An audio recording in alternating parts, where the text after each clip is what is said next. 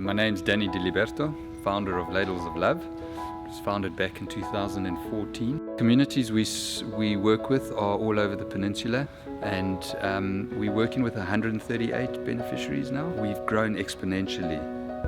We've been able to do that because of all the kindness that we have experienced from individuals and corporates such as Interbet, who just want to be part of the change.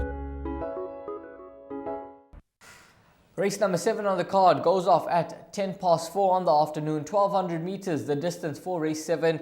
And Sheldon, this race not any easier. It's tough. It's really tough. Merit rated 76 handicap. I think you have to include a few horses just to come through those pick 6 jackpots and maybe even that place accumulator safely here, because as I mentioned, a few horses in with chances. Let's start at the top with number 1, Night Warrior. Best of the draws now. He showed lots of guts last time out when he fought back gamely. And Metallic Gold, he just put his head down where it mattered most to get the victory there ahead of Night Warrior. Now Night Warrior, he's gone up 4 points for that win, for that second rather. So he's got sort of a winner's penalty for running second. His course and distance suited, but could those 4 points hamper him? That's 2 kgs. Could it hamper him? Yeah. I think that could just be the telling factor. That could be the difference from winning or running second again. So those 2 kgs that he has been pushed up, although he has got the one draw, he's got the speed, in-form combination. I think he'll be there when the whips are cracking, but I think he might just be edged out on the handicap. Now, number 2, Father's Frost, another horse who has pushed up 6 points for a win last time out. He's come to life of late, and he's shown that he's taken to the poly very, very well. And although an 8-year-old dynasty, he had that long layoff, so he's lightly raced. I think Father's Frost has to go into the mix. The way he won last time out, consummate ease, beating Samuel Salt. He just moved past the field like they were standing still. And Cabello Matsunyani didn't even get into Father's Frost. So I think he's a horse, despite the 6 points penalty, he has to go in. Number 3, Spy Master. He returns off a rest. He could just need the first run back, and it could just be on the sharper side. I agree with you. I think he's a horse who's going to come on leaps and bounds. There'll be a lot of meat on the bone. He's probably about 85%, 90% ready for the run. We know Peter Muscat, he likes to bring them on nicely. He's a horse who looks to have a future about him, so they're not going to want to rush him after the break. If he comes up and wins, it's on pure ability. Number 4, Life Goes On. He's a front runner, course and distance suited. Calvin Abe back aboard. I think that's a positive. He's drawn in gate number 4 on a mark of 71. He got 2 points for running second behind Grey Ocean last time out. But on a mark of 71, it is 5 points above his last winning mark when he beat Gimme a Rainbow. But he's a horse that could get into the scrum.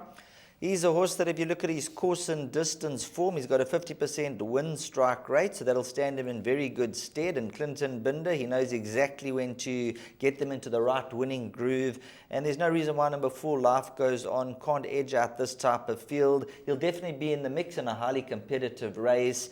But now number 5, Hooves of Troy. It's been 1,216 It's crazy days. to think it's so long. Soon they're not even going to have enough space to put how many days he has in 1-4. Now, if you go back 5 runs, I was very strong on him when he was 25-1. I went for the doctor each way on him that day, and I thought he was a good thing. He was a little bit unlucky to get beat by Charis Sands on that occasion. If you look at the earlier runs, Captain Fontaine, the Proud Masters, the Dan Dolas, he's got the form to win it. At one stage, he was a 104. He's racing off a 77. And then last time he was reported as distressed. A couple of his runs distressed, and I think that was a very hot day of Scottsville, if my memory serves me correct. So that might have just been why he was distressed. It's going to be cool conditions, and for me at 5-1, Hooves of Troy, he's a bet for me. Number 5, Hooves of Troy. Sheldon hoping that he can bounce back to winning form, and it's been a very, very long time for Hooves of Troy. Number 6, Just a Guy. I think he's held at the weight with Hooves of Troy and Night Warrior, and I think he could be held in this lineup despite running second to 1 too many last time out. Exceed Expectation, a runner that I think is going to need the out-in. And then number 8, Mr. Henley. Well, if he's able to win against Open Company, and especially first run after a rest on a mark of 90, then I think Tony Rivlin certainly has a horse that they could certainly work with. He's very progressive. He's a 3-year-old master of my fate. He's done nothing wrong to date. He ran to France Lahar. He's run to Grinkov. He beat Lover's Lane last time out, traveling very well. He's a horse who's got a future, but when it comes down to the ratings department, 60.5 on his back. If he wins, then he's something really, really out the top draw. He's really decent if he wins this contest. He is taking on horses, though, that we must say they tried and tested. So I wouldn't be surprised if he had to win. But with 60.5 on his back, I think he's going to battle. That's number 8, Mr. Henley. Sheldon's pick in the race is number 5, Hooves of Troy. And my narrow first selection is going to be number 2, Father's Frost. Hi, I'm Trevor, the CEO of the same foundation. The donation we received from Interbase helped us in procuring vital, life-saving medical equipment and PPE for Tygerberg and Groote hospitals in the Western Cape.